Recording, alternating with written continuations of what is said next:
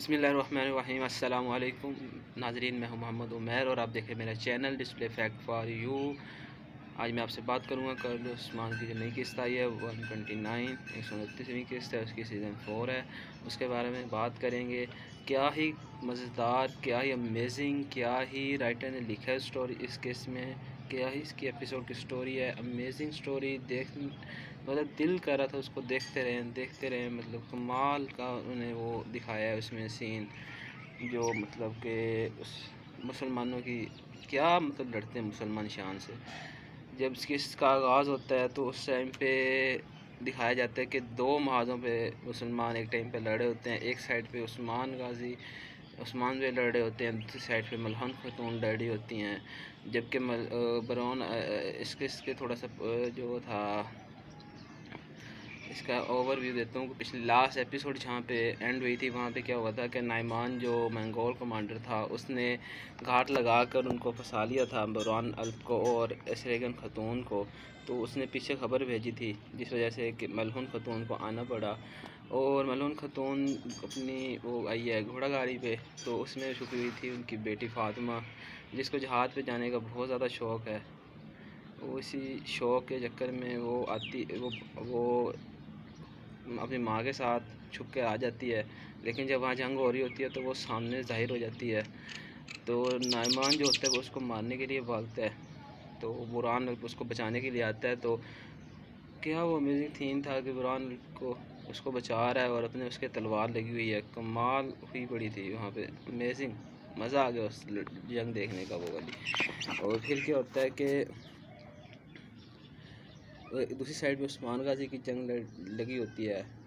ठीक है, उस्मान वे लड़ रहे होते हैं। वो जो एक दस्ता उन्होंने भेजा होता है, जो मगरिब से फ़ौज आ रही होती है, उन्होंने एक दस्ता अपना के भेजा होता है कि जाके इस वो जगह का देखें और इशारा दें ताकि फ़ौज आगे आ सके उनके साथ। और उस वक्त मतलब दोनों साइडों के बराबर पर लड़ाई चल रही होती है।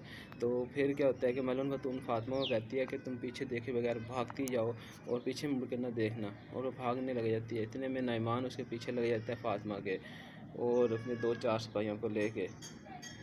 और जो है मरहूम खातून वो उसके पीछे आ रही होती है। और क्या वो दिल धक धक कर रहा था उस सीन पे कि शायद पता नहीं अब क्या होगा, क्या नाइमान पकड़ लेगा फातिमा को, क्या फातिमा बच पाएगी, यही सीन चल रहे थे। लेकिन होता क्या है कि आगे से बाला खातून हमला कर देती है। बाला खातून वहाँ पे पहुँच जाती है उनकी मदद के लिए, और वो तीरों की बरसात कर देते हैं नाइमान पे, जिससे नाइमान को पीछे हटना पड़ता है। और मलून खातून ज़ख्मी हो चुकी होती है। फिर क्या होता है कि जो बाला खातून होती है वो कहती है मलून खातून को कि आप यहीं पे रुकें, हम नाइमान का पीछा करते हैं, इंशाल्लाह आज वो जाएगा नहीं बच के। तो बाला खातून नाइमान के पीछे लग जाती है। उधर नाइमान का एक और मंसूबा होता है, वो घात लगा कर ना उनको मारना चाह रहा होता है सबको। तो उसमें कामयाब भी हो जाता है कि जो होती है ना बाला खातून और बुरहान अल्प और जो इसरे खातून, इन सबको तक घात में फंसा लेता है। और मतलब वो सोच लेते हैं कि भी आज शहादत आ गई है। लेकिन इतने में उस्मान बे आ जाते हैं वहाँ पे। उस्मान बे आके वो सारा सीन पलट देते हैं और क्या करते हैं, नाइमान को पकड़ लेते हैं आके। और वो नाइमान को वो धुलाई करते हैं उसकी, कमाल मज़ा आ गया सीन। मतलब कि जो इस सीज़न की ना बेस्ट लड़ाई थी ना, जो बेस्ट मज़ा आया देखने का, वो आया मज़ा इसका। उस्मान बे और नाइमान की लड़ाई, वो क्या थप्पड़ थे यार, कमाल थप्पड़ थे, ठा ठा लगे हैं। तो नाइमान को एक बात की तसल्ली होती है कि उस्मान भी उसको मार नहीं सकते, क्योंकि उनको भेजना पड़ेगा उसको गदन खान के पास। इसलिए वो कहता है कि तुम मुझे मार नहीं सकते, जब मर्ज़ी कर लो, तुम्हें मुझे छोड़ना पड़ेगा। तो यही बात, लेकिन उस्मान भी उसकी बात नहीं सुनते। तो फिर सेकंड खातून कहती है कि आप इसको मार नहीं सकते, ये गज़न खान का शिकार है, वही इसको मारेगा। तो भीम कहता है जैसे तुम कहोगे वैसे ही होगा, और छोड़ देता है। और एक मंसूबा होता है भीम का। और इसके बाद उसको ना वो कबीले में लेके आते हैं।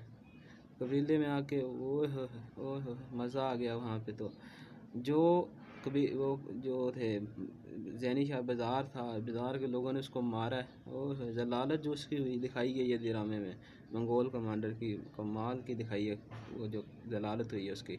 फिर उसको तख्तादार पे ला के बिठा देते हैं और फिर भीम उसका सर कलम कर देते हैं। इस तरह से उसका वो जो सीन था वो मतलब कैंड हो गई उसकी बात इससे। और दूसरी तरफ जो था बैलेंस वो है मगरबी असद का वैलेंस कमांडर है, वो चला जाता है अपने शहनशाह के पास एक बड़ी फ़ौज लेने के लिए। उसको भी पता चल चुका है कि उस्मान भी कोई आम सरदार नहीं है, मतलब कि वो उसको एक मामूली सरदार समझता था जैसे उसने कबीलों पे हमला किया था। लेकिन आज उसकी जो बातें थी केस में दिखाई गई हैं, जब नाइमान पकड़ा जाता है तो उसके जो सिपाही थे वो कहते हैं हम उसको बचा लेते हैं, तो कहता है उस्मान ने अगर पकड़ लिया है ना तो हम उसको बचा नहीं सकते, फिर वो अब मुमकिन नहीं है, वो अब मारा जाएगा। तो इसलिए वो शहनशाह के पास चला जाता है और शहनशाह के पास जाकर वो एक बड़ी फ़ौज की मांग करता है। पहले तो शहनशाह उसको एक कैदी की तरह पकड़ लेता है, लेकिन उसकी बातें जो थी ना वो शहनशाह के मतलब शहनशाह को काबू में कर लेती हैं और एक बड़ी फ़ौज लेने में कामयाब हो जाता है। ये तो थी उस बैलेंस की। इधर जो भीम की तरफ हालात चल रहे होते हैं, भीम वापस आते इधर, फिर जब भीम वापस आते हैं तो भीम आकर फातिमा को समझाते हैं कि तुम क्यों गई थी, तो वो कहती है कि मैं जहाज़ पे जाना चाहती थी, जहाज़ का उसका जो शौक़ था वो उसके खींच के ले जाता है। तो और भीम को वो नाराज़ होती है, वो कहती है कि आप हमारे बाप नहीं बनते, आप सिर्फ उस्मान पे बने रहते हैं, हर टाइम पे हमें टाइम नहीं देते। तो बस ये उनका वो चलता है, बड़ा प्यारा सीन होता है, एक मतलब कि बाप और बेटी का प्यार दिखाया गया है उसमें सीन में। और दूसरी तरफ एक नई मोहब्बत जन्म लेने लगी है, मतलब एक नई मोहब्बत का आगाज़ हुआ है कल उस्मान में। अब देखते हैं आगे इसका क्या एंड होता है, लेकिन अभी तक बड़ा मज़ा आ रहा है उसको देखने का। और बड़ा प्यारे अंदाज में ना ये सीन है जो दिखाया गया है मोहब्बत का एशरगन खातून और बुरहान अल्फ के दरमियान। दोनों की जो आंखों ही आंखों में बातें थी वो बहुत प्यारी थी, बड़ा मज़ा आ रहा था देखने का।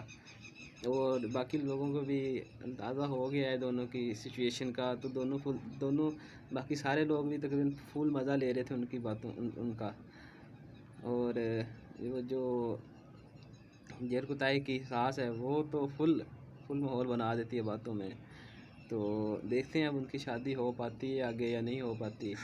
और ये सिचुएशन चल रही होती है, इधर भीम को ख़बर पहुंचती है कि जो मतलब था वैलेंस है गवर्नर, उसको फ़ौज मिल चुकी है, शहंशाह ने फ़ौज दे दी है उसके हाथ में। तो भीम को अब उसका मनसूबा पता चलता है एक और के अब होना क्या है कि वो मगरबी एक फ़ौज है और एक शहंशाह की फ़ौज है, दो फ़ौजों को मिला के इत्तेहाद करके तो भीम पे हमला करना चाह रहा था। तो भीम को इस मनसूबे का पहले से पता चल जाता है, इसलिए भीम एक अच्छी बहुत प्यारी ऐसी नायाब सी ना मतलब वो एक मनसूबाबंदी करते हैं जो किसी समझ नहीं आ सकती उनको। मतलब वो अपने कुछ सरदारान को कहते हैं जो किलेदार होते हैं कि तुम लोग जाकर इस किले का मुहासरा कर लो, और ख़ुद मगरबी जो तरफ से फ़ौज आ रही होती है उनको ख़त्म करने के लिए चले जाते हैं। वहाँ एक जंग होती है छोटी सी, और जल्द ही भीम की वो बड़ा अच्छा मनसूबा भीम ने बनाया होता है। सबसे पहले उनके घोड़े भगा देते हैं, फिर उनकी ढालें छुड़ा लेते हैं, और फिर वो नहत्ते हो जाते हैं, तो उनको जल्दी से ही उनका ख़ात्मा हो जाता है। और जब वैलेंस को ये बात पता चलती है तो वो बहुत ज़्यादा आपस से बाहर हो जाता है, उसको समझ नहीं आती अब क्या करूं। और इतने में भीम भी उसकी जगह पे पहुंच चुके होते हैं, और यहीं पे इसका एंड हो जाता है। लेकिन अब जो नेक्स्ट किस्त आएगी वो एक मज़ेदार जंग लेके आएगी जिसको हमें देखने में मज़ा आएगा। उम्मीद करता हूँ आपको स्टोरी जो मैंने बताई है, जो बातें बताई हैं, समझ आ गई होंगी, पसंद आई होंगी मेरी बातें। प्लीज़ मेरे चैनल को सब्सक्राइब करें, लाइक करें, शेयर करें। मैं आपका अपना होस्ट उमैर, आप देखें डिस्प्ले इफेक्ट फॉर यू। शुक्रिया, अल्लाह हाफिज़।